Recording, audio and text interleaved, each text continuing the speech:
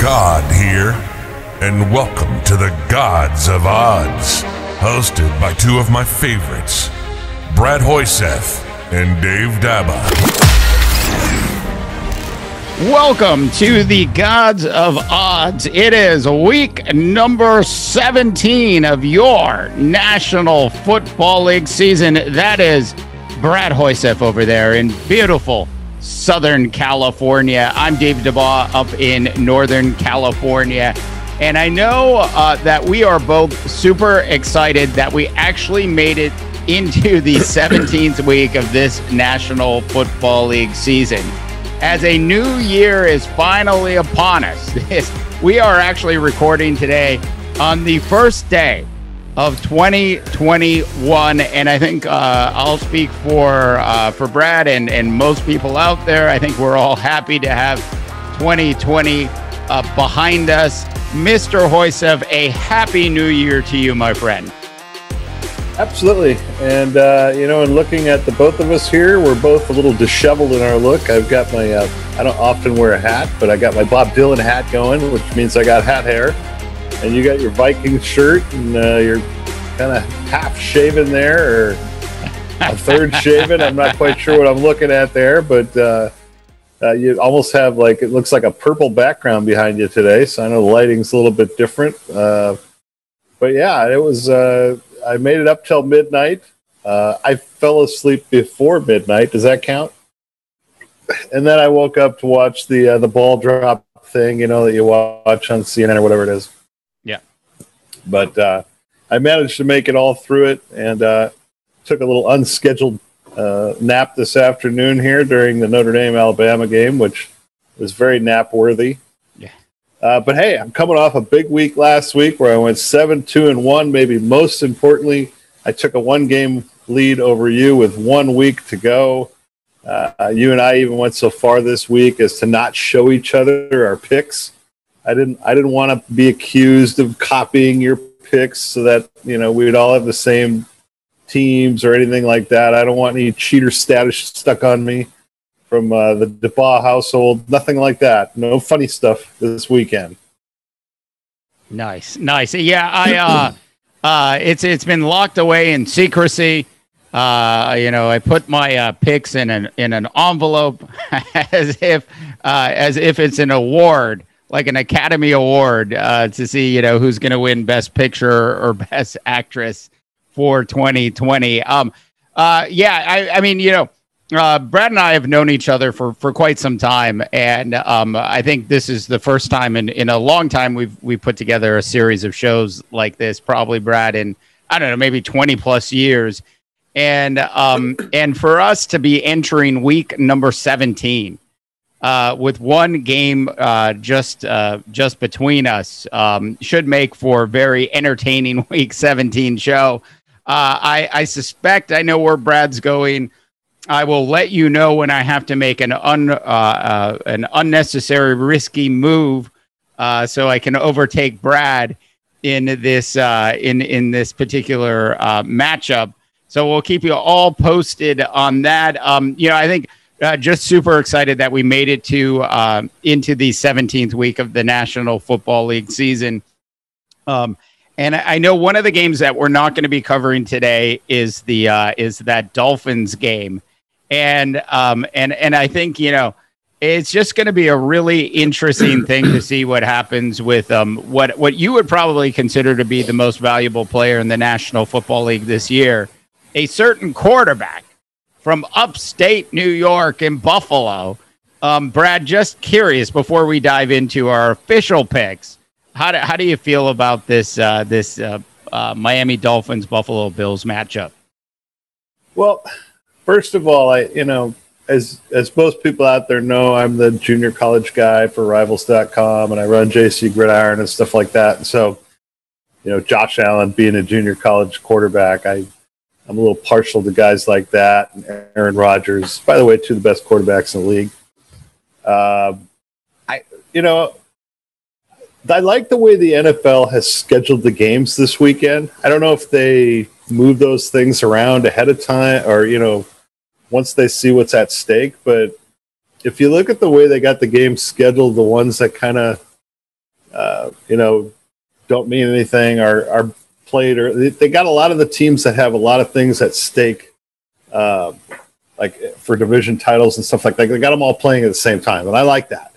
I don't like seeing a team play early and then a team late is able to rest all their guys because they have nothing to play for anymore. I hate seeing that. I like going into week 17 knowing there's something at stake. It's really good for fantasy football purposes if you're in a league where you're still playing for an overall points pool at the end of the year. But when it comes to the Buffalo-Miami game, I just think I think they're the best team in football right now. I know that's kind of a bold statement, but they've played as tough a schedule as anybody over the second half of the year. Their quarterback is playing at a different level. Their game planning and the coaches every single week seems to be, spot on. Miami comes into it. They're not playing as good a football as they've played during the middle part of the season. I just see, Buffalo wants that number 2 seed. They want to host Pittsburgh rather than going to Pittsburgh in the second week of the playoffs, provided they both get there. And Pittsburgh at this point is just bailed on it. They're going to rest everybody. So I think Buffalo gets it done in that game. I think they win that game against Miami. And then Miami is, they could go from riches to rags real quick because, a couple weeks back, it looked like they were a for sure playoff team, and now they're not. Yeah. And I think Miami's going to end up, it's going to be a really interesting game. So I'm not really sure where I really would go with this, but I've got to believe Buffalo's just the better team, and if they want to make a statement in their division, this is the way to do it. So when you have a chance to knock somebody down and then step on them, Brad, usually you regret it if you don't do it in the National Football League. By the way, that's the same situation I'm in this weekend with you. I have a chance to step on you. Absolutely crush me. You have a chance to turn my purple background into blue by the end of this show, for sure. All right, Mr. Hoiseth, let's dive into... go for it. No, the only thing I would mention on that Buffalo thing is, Cole Beasley's out. And I think that's a critical part of what Buffalo does. Back when Brady was in New England and they were rolling through everybody, I always said that I thought Julian Edelman was the most important part of that offense because you get yourselves in a 3rd and 6 situation. It was always Edelman was the guy they looked for to bail them out. And Beasley has kind of stepped up into that type of role for Buffalo. And with him not being there, it is a little bit different. They are apparently going to get John Brown back this week. I think Beasley is a little more reliable than John Brown, but John Brown has a little more upside in terms of what he can do with the ball after he catches it. So that's something I would watch to play out during that game. Yeah, I think the funny thing about that is it's come to this in the year 2020, and now as we go into 21, where a guy like Cole Beasley is suddenly a critical component of a National Football League team. I'm with you. He's got that Julian Edelman style. He's a gamer. He's a tough player. He should have, Dallas should have never parted their ways with him to begin with. And, but it is just interesting that, Brad, you probably never thought you'd say, it's a critical thing because Cole Beasley is out of a game. Anyways, continuing on our long, strange journey of the 2020 National Football League season, we've got our top 10 picks worth actually spending some money on for week number 17. Mr. Hoiseth, go ahead and take it away. All right, my first game is Seattle at San Francisco. I am playing the over-under, which stands at 46. Ordinarily, I tend to side with the team. That is something to play for in the final week of the season. But on this game, I like to play the over/under. Seattle's 3-4 in the season on the road with the over/under. San Francisco's 3-4 at home with the over/under, and so both teams tend to score less in those scenarios. If we know anything about Kyle Shanahan, it's that he's a competitor. We saw that again last week when he beat Arizona with nothing to play for in a low-scoring affair. The Niners are arguably the team in the league that was the most, decimated by injuries during the course of the season. But they've never given up on trying to win games. I like that. Seattle comes in as a long shot to take home the top seed in the NFC, but they haven't given up, on that hope. They have a chance. They'd have to win, and both Green Bay and New Orleans would have to lose, which isn't likely, but it could happen. My hunch is that Seattle will shut things down in the second half in order to avoid any injuries. If it looks like Green Bay or New Orleans are going to win, just knowing that they have to play the following weekend. So I say take the under at 46 between the Seahawks and the 49ers.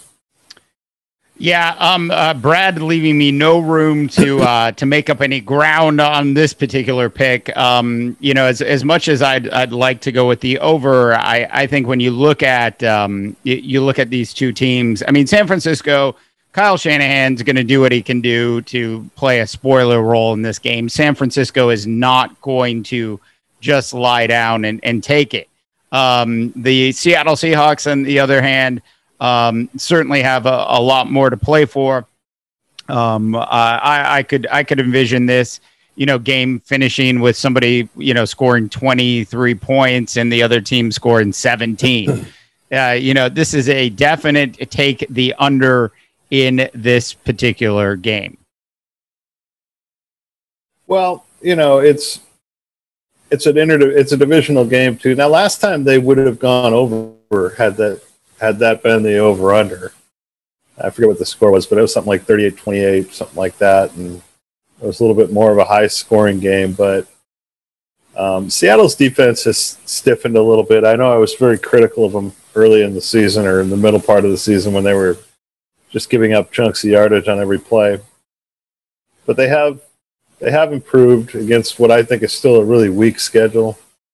But San Francisco's not like playing for the number 1 or 2 or 4, pick in the draft. I think, Shanahan is trying to create a culture there where you play to the whistle. And I like that attitude. I think it's in the long term what's going to, win games for him. But I just like the way they showed up last week and beat a Cardinals team that had a lot to play for. I think it shows a lot about what he's trying to do with that organization, and I think they'll play hard again this weekend. All right. So moving on to my fifth pick of the week. Speaking of the Cardinals, Brad. Speaking of your guy, your man, Jared Goff. I know how much you love Goff. I understand that Goff is not going to play this weekend because he had a surgery. In this particular games, the Rams are actually underdogs by 3 at home against the Arizona Cardinals. And I look at this game and I have no footage of John Wolford playing quarterback that I've analyzed in any way. At this point, Brad probably does, but I do not. But I will say this: I do not believe in this Arizona Cardinal team to actually come in and win this game. They have been spiraling out of control for the last 5 weeks of this National Football League season, and just leave it to an undrafted kid out of Wake Forest in John Wolford to actually take down the Arizona Cardinals. I like the Rams in this game. Lots of weapons on the outside. I just really don't believe in Kyler Murray day in and day out in the National Football League. And in a game that means so much, coaching matters. And I think, at least in this one, Sean McVay is going to outduel the owner of the world's or the National Football League's most beautiful house, Mr. Kingsbury. So I'm going with the Rams in this one. Yeah, I'm going to agree with you here. You know me, I've been a critic of Jared Goff all season long. I think when you take him out of the lineup, it is addition by subtraction. And, Wofford is going to add an element of surprise. It's not like he doesn't know the offense. He's been around. He did play a little bit I've seen him play. I don't remember when exactly it was. If he was on the roster last year, I may have seen him play in the preseason or something along those lines. They seem to like the kid. They say he's really smart. A lot of question marks for both teams. Cooper Kupp's not going to play. I think that's a big loss for the Rams, but I think they will try to. They are getting Andrew Whitworth back. I think they'll try to run the ball. A lot of guys dinged up for the Cardinals. Kyler Murray's not 100%. DeAndre Hopkins is not 100%. Chase Edmonds is not 100%. I see this. I see it being a close game, but I don't. This game, the line on this thing has moved like 7 points. I mean, the Rams opened up as a 4.5 point favorite, and when Goff went off the board of all things, the Cardinals became a favorite. So I'm not sure what people are watching there. I'm with you. I'm going to take the Rams. I'll take the points. It's funny, North America. I was trying to get Brad to bite and go the other way in this game for our little friendly competition, but I sort of suspected that he would also nobody's happier that Jared Goff is gone than me. I've been saying he's the guy holding this team back all season long. I think Wofford wins a game. I look at it another way, Dave. Which unit is the best unit on the field? It's the Rams defense. That's the best unit on the field. I'll take that defense at home in a must-win situation. Guys like Jalen Ramsey, they'll be taking this thing very personally. Yeah. I saw something this week, which was I was thinking of Brad, and it said it was an article, and in the article there was a line that said, who's the idiot that paid Goff all that money? And Brad, how much is Goff making? Goff makes $33.5 million a year, which is $500,000 more than Kirk Cousins. So those are the two most obscene contracts in the league. And how long are they locked into this thing? What is it, like a 4-year deal? The Vikings signed Cousins to a longer deal. I think they can get out of it after the next year. Yeah, without as much damage. But if you look at both these franchises, it's going to hurt them both long term, being able to sign free agents and things of that nature. And, neither one of them really has the thing that champions are made of. And the Vikes, and we'll cover them a little bit later in this show, but the Vikes had to start to sacrifice to pay that contract. When you look at who was left at the start of the year on the defensive side of the ball, they just let, they gave up on some young players. They gave up on some veterans, and you start a season in Minnesota with 3 returning starters on defense isn't going to get it done. And that's exactly what Brad's saying, though. It's a direct result of a contract and paying one guy too much money. All right, let's go on to my second game here. It's Baltimore and Cincinnati. Baltimore is an 11.5 point favorite. Cincinnati's played better football in recent weeks. They've beaten both Pittsburgh and Houston.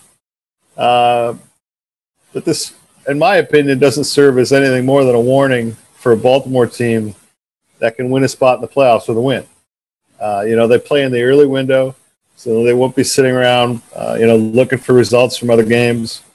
Baltimore comes in red hot. They've won 4 straight.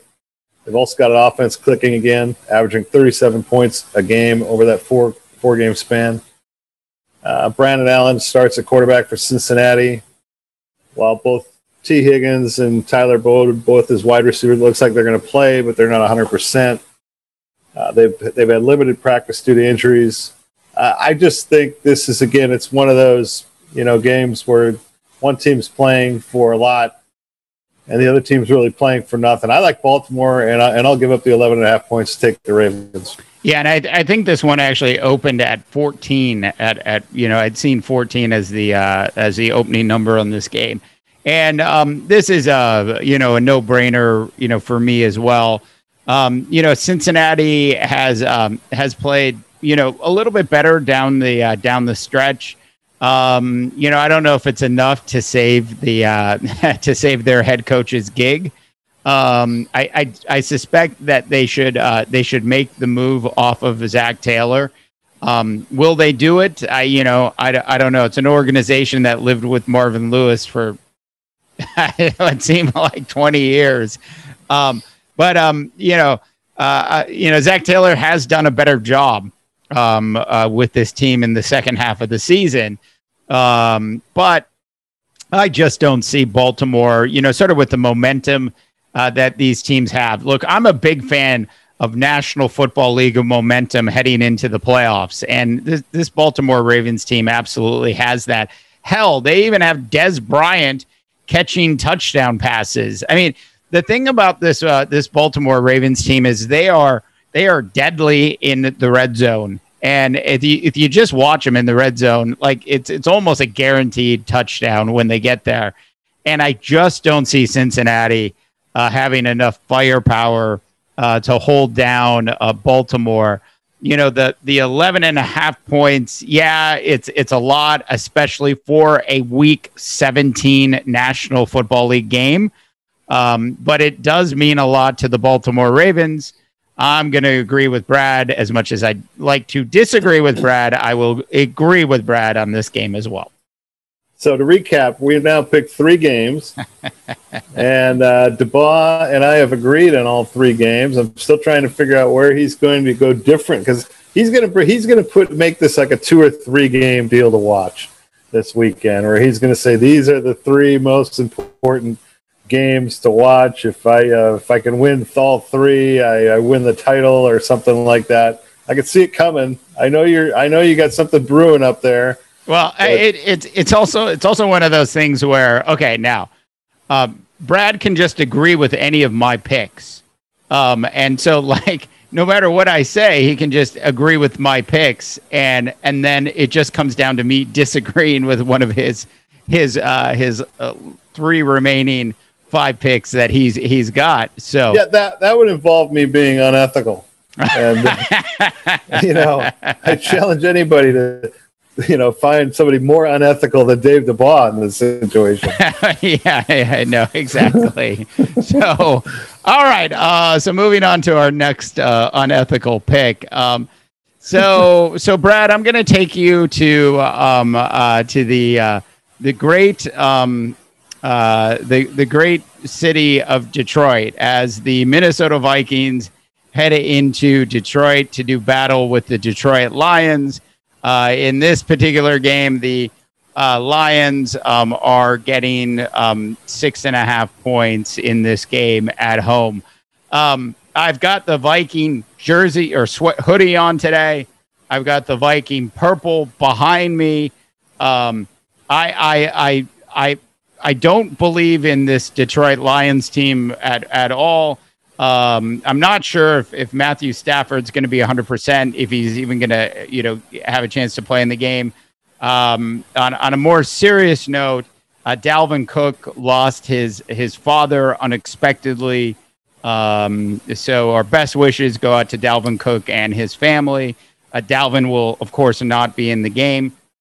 So I sort of look at this and I'm like, now if I go with Detroit, it feels like an unethical pick for me. If I go with Minnesota, I they don't have Dalvin Cook there. There's just all sorts of like, are they going to just fold, or are they actually going to show up and play? And this Detroit Lions team with an interim head coach has at least been playing, fairly hard the last couple weeks. That being said, I will stick with the Minnesota Vikings in this game and go ahead and force Brad to take his prediction of the Detroit Lions to win the division title in this game, hopefully. Well, I've got my Bob Dylan hat on today, Dabbah. So, you got your Vikings. Yeah. I got my northern Minnesota boy, Robert Zimmerman, on my hat. So I can't do that.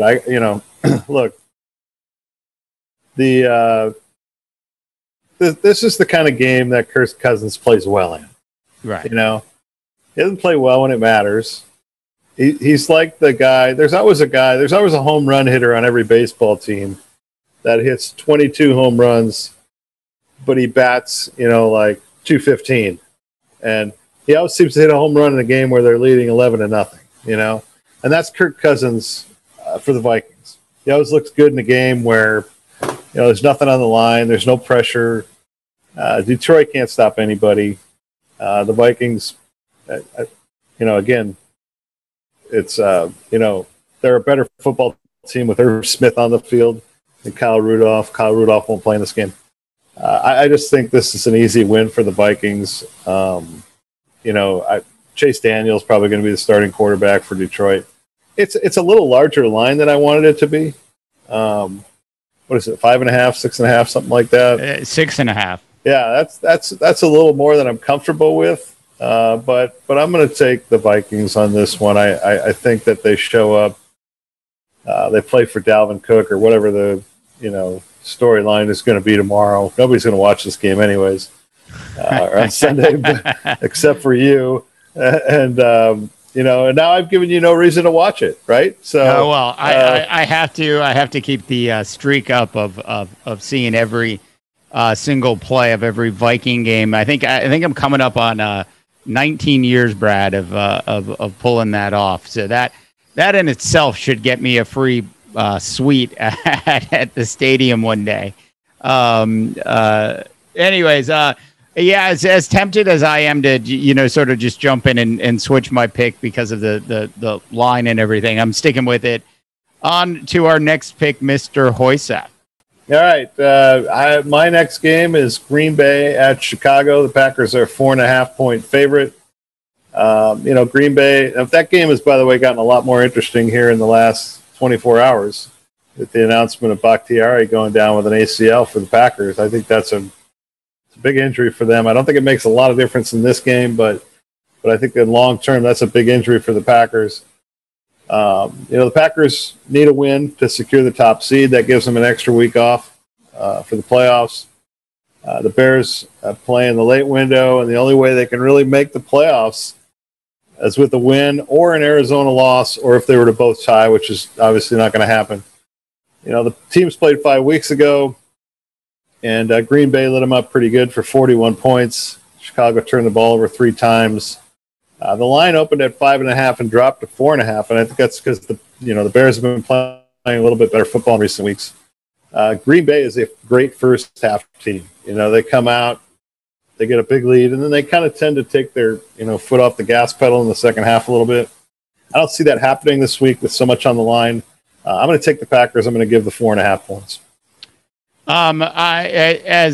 As painful as this is, there is one team in the National Football League I have historically never been able to root for, except in 1985. And even then they blew it when they didn't give Sweetness a touchdown and they gave it to the refrigerator in the Super Bowl.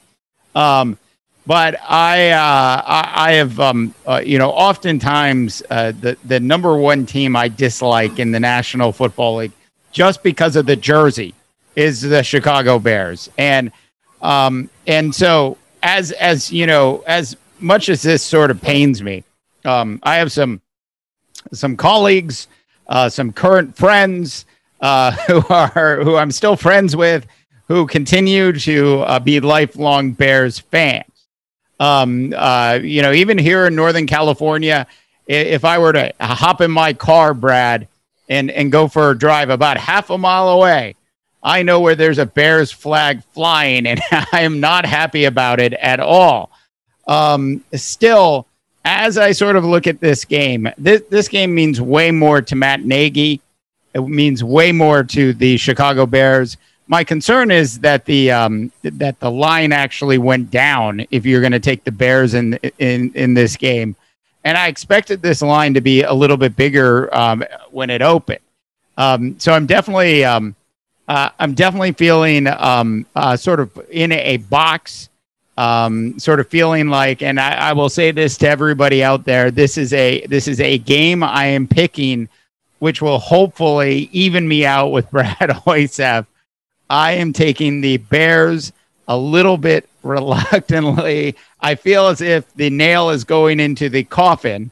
But in all seriousness, when you actually look at this game and you look at this Bears team, they do need this game more This is a game where it is a division rivalry game.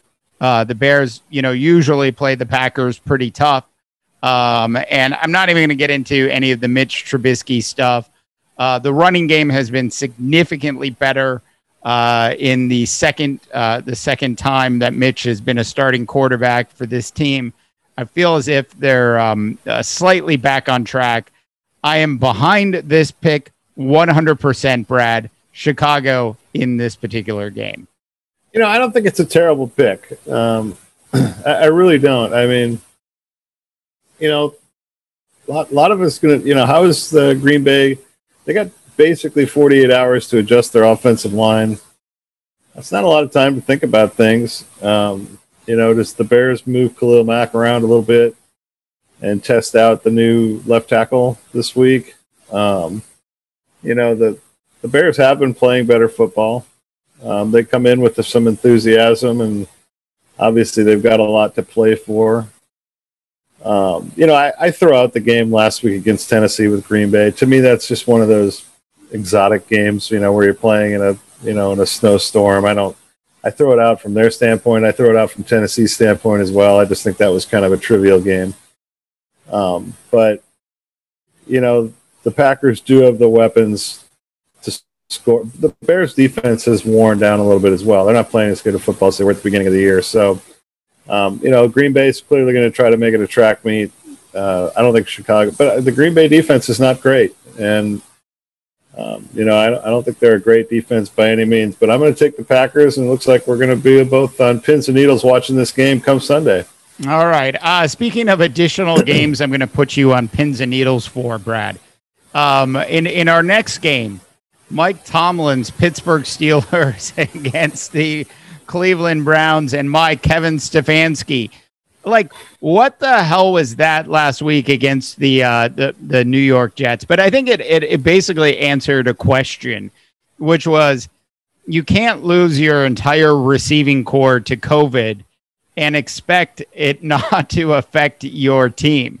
The question is, will Kevin Stefanski have enough time to get Baker Mayfield right between what happened in that game against what's going to happen in this Pittsburgh Steeler game? Now, look, the Steelers are already in the playoffs. They're going to rest a lot of people. Big Ben's not going to play. Mason Rudolph's is going to get the start. You sort of look at this, and it's a 9-point spread. If you take the Browns, you've got to give up 9 points in this game. And that just seems like a crazy number, Brad. Seems like an absolute crazy number. But do I have any faith at all? Any faith at all in Mason Rudolph right now? And the answer is no. I've got to believe Cleveland's going to win this game, but I don't think they're going to cover. So I'm going to go with the Pittsburgh Steelers in this game, and I will take the 9 that I'm getting from them. Yeah, this is a tough game. Ordinarily, I probably wouldn't have chosen this game either. I don't have a lot of faith in the Steelers with their new quarterback under center, Mason Rudolph. I don't have a lot of faith in Cleveland Browns with their quarterback, Baker Mayfield. They do get their wide receivers back this week, but it's not like they're getting back an all-star cast. They're getting back Jarvis Landry and Donovan Peoples-Jones, and these are not like perennial all-pro type guys. Landry's probably the most valuable guy because he moves chains a little bit. But what alarms me about Cleveland last week is they couldn't run the ball against the Jets. Now, I told you all season long, those Jets play hard, Dave. They play hard. Your boy Adam Gase turned it around at the right time. He might keep his job, right? The rumor came out this week that he'll be canned on Sunday night or Monday. But I'm not going to go down on this ship. I'm going to agree with you here. There's no way I'm going down on this game. I'm going to go exactly what you're picking because I think you're right on this one, Dave. I'm going to take the Steelers and the 9 points. No question about it. Unethical. It's all unethical today. Yeah, it's ultimately a tough game to pick, and the problem is the spread's so big, and do you really have that kind of faith in Baker Mayfield after what you saw the New York Jets do to him? And look, I think the wide receivers make a big difference. I mean, like in that Jets game, I don't even think they targeted a wide receiver until like midway through the second quarter. So it was all tight ends. It was all tight end passes and everything. How would it be? How would this be? How would it be if two teams missed out on the playoffs this year because of the Jets? The Rams, the Rams and the Browns. I mean, of all things, in the last 2-3 weeks of the season, it's the Jets that spoil the plans of a couple programs. Yeah, I mean, and I didn't for the longest time understand why the Jets organization decided to stick with Adam Gase. I didn't. They believed, I guess, enough in the pride of San Clemente, as you like to say, in Sam Darnold to say, we're not interested in Trevor Lawrence with the number 1 draft pick. We're going to unleash Adam Gase on the rest of the National Football League. Like a guy that should have never been hired as a head coach right away after his dysfunctional dismissal in Miami. It is, still baffles me to this day that he got a job in the National Football League again as quickly as he did. And then for the Jets to think that he could even lose the right way, and then to have Adam Gase screw everybody over and win a couple games and just hand Trevor Lawrence over to the Jacksonville Jaguars. Rad. All right, let's move on to my fourth game. We got Tennessee at Houston. The Titans are a 7.5-point favorite. These two teams played way back in week 6. Tennessee won in a shootout in overtime, 42-36. A lot of differences between then and now. Houston doesn't have Will Fuller. They're not going to be able to put up 36 points. He had a big game that day for the Texans, but they still lost. Tennessee comes into the game in a good position to make the playoffs, but they need to win to get a home game or have Indianapolis fall against Jacksonville. So the interesting about where Tennessee is at is they could win their division and have a home field next week, or they could completely lose out on the playoffs if Miami wins in the early window. I don't think any of that's likely to happen. I wouldn't buy into the game last week, like I said during the Green Bay analysis, the snowstorm game where they look kind of toothless against Green Bay. The Titans are a much better team here. They have big prizes to play for. Derrick Henry could run for 250 yards in this game if he wanted to. I say take the Titans and give the 7.5. I'm gonna force you to take one of these really bad teams one of these times. Yeah, I mean, this is easy. I mean, like, am I gonna take the Texans or am I gonna take the Jaguars? Thanks for that, Brad. And the answer is I'm gonna go with the Texans, but I actually believe in this to some extent. Now, the Texans, they played pretty well last week. I think they put up 31 points. They ended up losing. I don't think that the Texans are actually going to win this game. I just think they're going to cover the spread. And I think like the Titans, certainly have more to play for. But this is a Texans team that seems to be enjoying sort of the second part of this season. And I'm over the whole Will, the whole Will thing, with him being out. I think at this point, they found some other weapons. They're in a decent enough spot. This just feels like a total struggle. And in the interest of full disclosure, I probably would be picking the other way. But since I need to take down Hoiseth, and how great would it be for Brad Hoiseth to lose on the Texans in our competition? Seriously. So now let's see. We got two games where we're different. Yeah. And I've forced you to put your faith in Mitch Trubisky and the Houston and Romeo Texans. Crennel. I like my position, by the way. And I'm going to put you in another awkward position with my next pick when I get to that. Yeah. Okay. Which is great. So moving on. I've got two games left. It's great to be able to play from in front, by the way. It is. And there were games last week where I was just kicking myself. I'm like, why did I even, risk it and head in the wrong direction? All right. So I got 2 games to go. I've got, and I've kept everything in the worst division in the history of the National Football League. You all have heard me go off on this numerous times. I've spoken eloquently at times about relegation and on how possibly this whole division should be kicked out of the National Football League. You shouldn't be allowed into the playoffs if you don't finish at least 8-8. There needs to be some rule adjustments made. That being said, I've got Washington at the Eagles. Now, the Redskins did what all good teams do before a Week 17 game when they have a chance of making the playoffs. They do what all good teams do, what all good organizations do. They can their starting quarterback. They don't just can him, they flat out release him. Now, Dwayne Haskins had been asking for it, and he got what he deserved.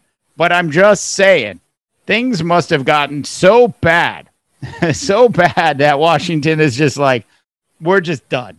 We're just done.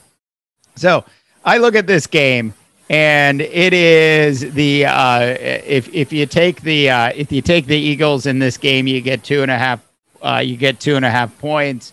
We all know that this game means way more to Washington.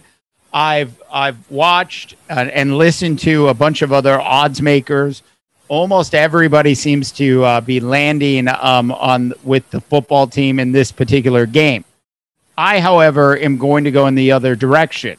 I'm going to go ahead and take the Eagles in this game. This is a Philadelphia team that I know doesn't have all the talent. They're certainly not where they want to be, but I don't see them giving up. This is the city of brotherly love. They do not lay down in Philadelphia. They will not. They will take great pride in potentially knocking Washington out of a playoff spot. I'm going with the Philadelphia Eagles, and thank you for the 2.5 points, Mr. Hoiseth. I'm going to give you a break here. I'm going to go in the opposite direction. I'm going to take the football team. I've gotten burned a few times on the football team this year, by the way, so I'm not comfortable with it. But I believe that Alex Smith's going to play. I saw something a little alarming in that Eagles game last week against the Cowboys. The Cowboys. Wait. Time out. You saw just one alarming thing in that game? Well, I saw a handful of alarming things, and one was the fact that somehow the Cowboys figured out a way to stop Jalen Hurts and the Eagle offense. And that to me, they really spied Jalen Hurts with a linebacker. They did not allow him out of the pocket to run. They forced him to throw. He made a couple of bad mistakes with interceptions. The Eagles are coming in really torn up. They're decimated. Miles Sanders is not going to play.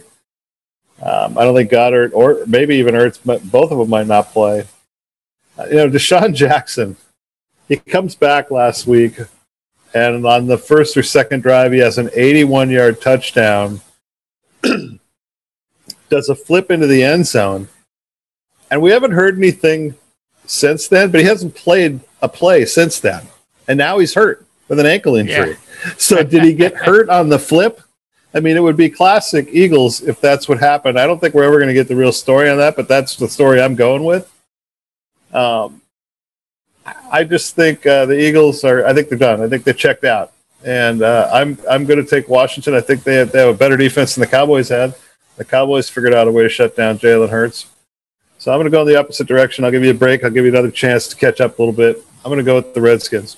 Or the football team, sorry. Week 17, I'm still calling them the Redskins. Yeah. All right. Well, I will take that happily. One thing on Deshaun Jackson is like, oh my God, when I saw the somersault into the end zone, I'm like, Oh my God. Like in the Webster's dictionary, wide receiver with a hamstring injury is a picture of him. Right. I mean, it's the guy's missed the entire season. He comes back for one play and decides it was somersault worthy into the end zone. I mean, it was a cool somersault and everything. Yeah. It really was. I wanted to see a dismount off of one of those pommel horses that that they use in the Olympics. But it was amazing to me. I mean, like it's not just one season, Brad. It's like half of his seasons have ended. Maybe more. Maybe 80% of his seasons have ended with hamstring injuries, where he's just out. And I was laughing literally in the middle of the somersault. I was like, I can't even believe he just did that. And you're right. I didn't see him play it again. No. And in fact, that will be it for him in Philadelphia. We won't see him play. And that might be the last we see of him in the National Football League. Deshaun Jackson has been one of those guys that he's either been great for your fantasy football team or he's been horrible. And that probably played out 3 or 4 times during seasons where he was great when he played and got a touchdown. But he's always been a frustrating having your roster because you never know if he's going to play or not. Having said that, let's move on to my last game here. Jackals at Indianapolis. I'm going to put you in another funky spot here. Indy is a 13.5-point favorite. Jacksonville appears as if they've really shut things down in recent weeks. They've been beaten up pretty badly by Chicago, Baltimore, and Tennessee. The Jags will be without their top weapon, the rookie running back James Robinson, who's not going to play in this game. Mike Glennon gets to start at QB. His rating is under 40 in his 4 starts. The only problem I can see here is that Jacksonville has already clinched the number 1 pick. So they don't really have to play to lose. They literally have nothing to lose at this point. On the flip side, you don't get into that spot unless you're a really bad football team. So Indianapolis still has a shot to win the AFC South if they can win, and Houston can somehow upset Tennessee. The Colts have one of the better defenses in the league. It'll shut down Jacksonville's offense. I say take the Colts and give up 13.5 points. Yeah, I'll just cut down on the suspense on this one, Brad. I will agree with you and take the Colts in this game. I don't trust that Jacksonville, even though that they could play hard this week, are really going to come out and play. This game just means way too much to the Colts. They've come too far in this season of uncertainty. They'll take this game. They'll take Jacksonville seriously and look to beat him down. It is a big point spread, though. It is a lot of points for a Week 17 game, and but I've got to agree with you here and go with the Colts. And even if we didn't have our little friendly competition going on, this would have definitely been a Colts pick for me as well, though I probably would not have picked it as one of my 5 games. Yeah, one thing you can always count on this time of the season is that the great players have great games. We've seen that in recent weeks with a handful of players that have had big days. They were supposed to have big days against bad football teams. I see that happening with like Derrick Henry this weekend against Houston. To me, I see no way he doesn't rush for 170, 80 yards at a minimum. I just think the Colts are a far superior football team to the Jags right now. They have way more to play for. The Jags have already taken out the golf clubs, and their season is over. They know what their pick is. Even now, they even know their number 1 pick. They literally don't have anything to play for. And so I say the Colts get it done. Yeah. And Brad's words of wisdom: the great players play great in great games. Something to that effect. The bad players continually play bad as well. And you sort of look at this game and you're just like, you just got to believe in the Colts in this game all the way. Brad, on to our last regular season pick of this National Football League season. I'm wearing a really cool Bob Dylan hat today. It is time for our final pick. Now, at the start of the National Football League season, I picked a team to win it all. and I've been I've been bashed for doing this. I wasn't alone in doing this, but I took the Dallas Cowboys to win the whole freaking thing, and for them to look like they're not even going to make the playoffs for the entire season has been difficult. Now, we've gotten into the second part of the season, and Andy Dalton has done a nice enough job with this Dallas Cowboy team. The Cowboys are heading into the Giants. The Giants are a 2.5-point favorite in this particular game. As I look at this, this was, like, for me, one of the easiest picks of the week, because I really believe that this Cowboy team has turned the corner. And if you look at my picks, I'm basically saying that the Cowboys are going to end up winning the NFC East. The worst division in the history of the National Football League will be won by a 7-9 football team, Mr. Hoiseth. Well, you were wrong at the beginning of the season, and you're still wrong now. I'm going to give you a break here. I'm going to go the other way. I'm going to take the Giants. Yeah, do you want to think about that? I'm with you. I'm with you. No. I really didn't. I'm with you, though. I believe Andy Dalton has played really well, and I think the Cowboys have improved, albeit against a pretty sloppy schedule. But there's been a lot of slop on that schedule, and you can only play the games in front of you. I still don't understand why they don't have CeeDee Lamb on the field 100% of the plays. Every time he's on the field, he makes a play when they throw him the ball. But that's Mike McCarthy's deal, and maybe there's something going on with CeeDee Lamb that I'm not privy to. But somehow the defense played really well last week in the second half against the Eagles. But again, that's the Eagles. And this week they get, I think the best unit on the field this week will be the Giants defense. And so, the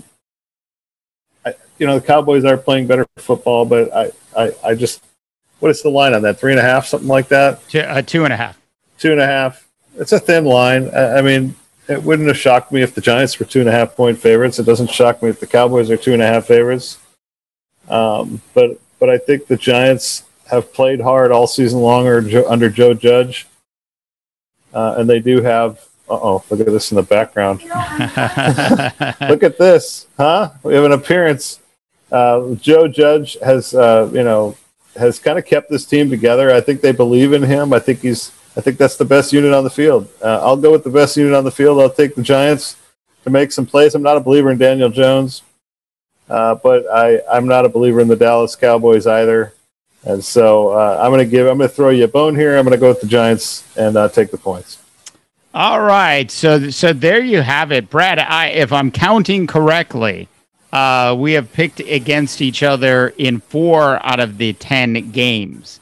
In order to beat me, then you have to win the 3 of the 4. Yeah, that's right. Look, I'm happy with I'm a Minnesota Viking fan, so mediocrity is where I live. The playoff appearance is where I live. I'm happy with a tie, Brad. I'm happy to even get to that point. So I think it's is going to be an interesting weekend of football. Brad, you mentioned this earlier that the National Football League has done a nice job with their scheduling. So all these games are on Sunday. We don't have any Saturday games or anything like that. So it should make for a really interesting Sunday for sure.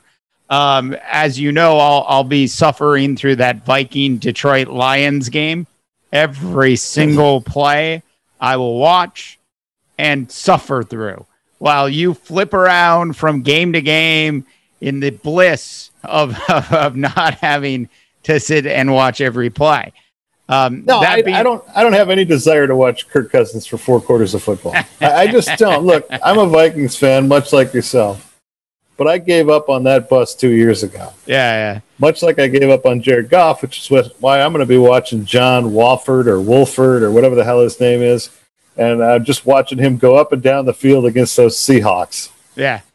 Hey, Brad. So any Wait, they're not playing the Seahawks. They're playing the Cardinals. Who are they playing? the Seahawks. So any last thought? They're playing the 49ers, by the way. And no, they're not. The Rams aren't playing the 49ers. Oh, no. Yeah, the Rams are not. They're playing they're playing the Cardinals. Right. Yeah. Sorry, I got my teams mixed up there. So any last thoughts on week 17 of our National Football League season? Well, there's a lot of COVID things going down in the league. Saw a bunch of guys today that Alvin Kamara. Yeah. It looks like he's got it. So if they were to play on the Saturday game next week, he would not be able to play. So, it seems to be more and more popping up every single week. Late in the week, I think you and our routine has gotten better. We've scheduled a show later in the week, and our numbers have gotten better as a result as the season has gone on. But these last minute, COVID things that pop up for these teams. A few weeks back it was the Broncos with the quarterbacks, and it's been tough. But I'm a little surprised. But I think the NFL has adjusted pretty well to this deal. I know there's a lot of people out there that are still not crazy about the fact that there's football going on Sundays.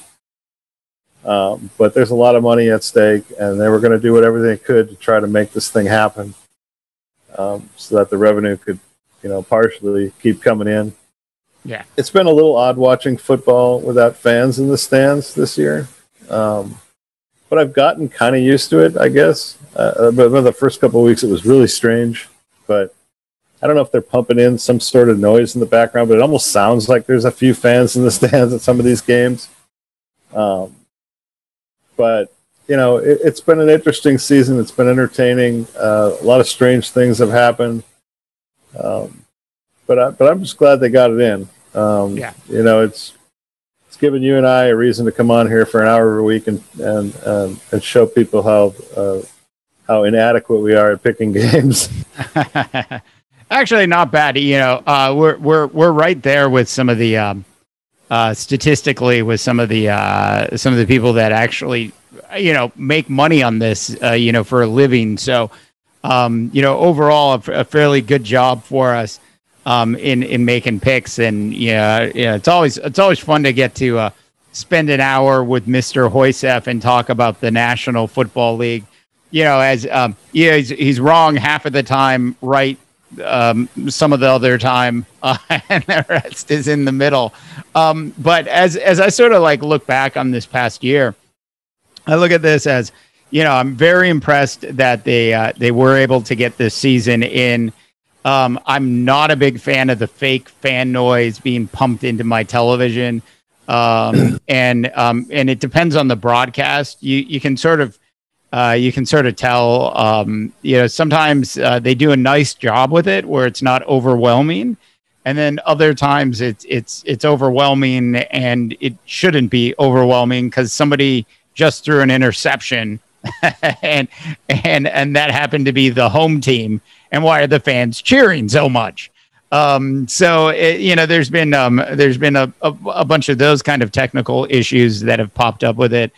And it's just weird. It's weird when they show the footage of Russell Wilson dropping back to pass, and you've got the view of the stadium there, and it's empty, and it's like practice. So that's the camera work has changed a lot, where we don't see a lot of the stadium in these games. We're really just seeing what's happening on the field. So that's been interesting, from, if you sort of geek out on some of this media stuff. But that's been interesting. But the fake fan noise, I think, has been overdone. Man, it will be interesting. It'll be interesting to see how they handle it in the Super Bowl. And then it's also, some of these like Buffalo is rumored that they'll have they're opening up the stadium to 6,500 fans for their first home game. So, it depends on the state that you're in. Whether or not there are fans in the stands, and in Texas, it's almost as if they don't care. Yeah, the caveat I heard on that Buffalo thing is that everybody's going to have to show a negative test before they can purchase a ticket to get into the stadium. I'm not a big fan of the extra team in the playoffs for conference. I don't like the idea that the number one seed, who was already basically got home field advantage throughout the playoffs, has like this humongous advantage of getting a week off. I never cared for that a lot, even when it was two teams getting a week off. But now it's just one. I mean, they basically said, "You're our hope to go to the Super Bowl in our conference, and we're going to give you a week off, and we're going to give you every imaginable advantage that you could possibly have." Kansas City's already taken the weekend off this week. Pittsburgh has already bailed on it. They've basically said there's no fans in the stands anyway, so we have no problems going to Buffalo in week 2 of the playoffs, provided we get out of week 1. So it's going to be interesting to watch. I'm sure you and I will be back picking some games next weekend, the playoff games, and we'll just ride this thing out until the end. Yep. All right. Well, but listen, there will be a regular season champion crowned in this deal. Well, we will do a regular season champion. Though, I still believe MVPs should include playoff experience. But that's a different conversation for a different day. Listen, we wish everybody out there a happy and healthy new year. Please be as safe as you can out there. For Brad Hoiseth in beautiful Southern California, I'm Dave Dabbah up in Northern California, where it looks like freaking purple rain. Wishing you all a fantastic rest of your sports viewing week. God here, and thanks for tuning in to the Gods of Odds. For more semi-witty sports commentary, please make sure you check out Mighty.Rip. Okay, go ahead and kill the music now.